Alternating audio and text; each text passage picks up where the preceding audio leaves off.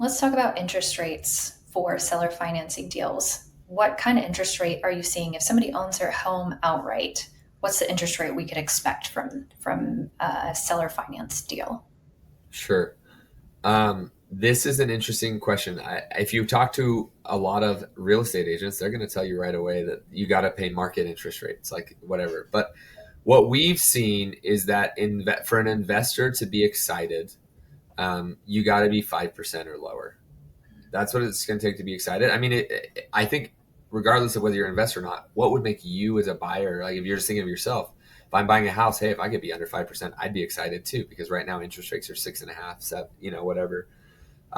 We've done a lot of deals 4% and under, whether that's straight seller financing or whatever.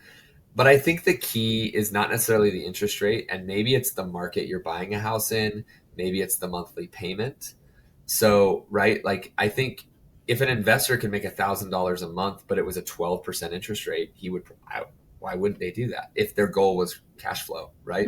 The interest rate isn't the only part of the picture, but what I shoot for in all of my deals is 5% or lower.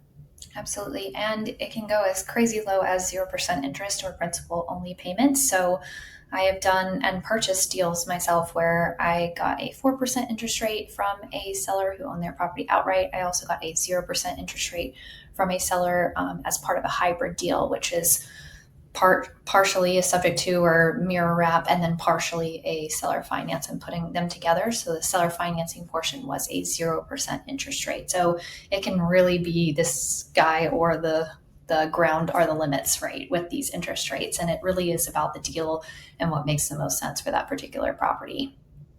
Totally.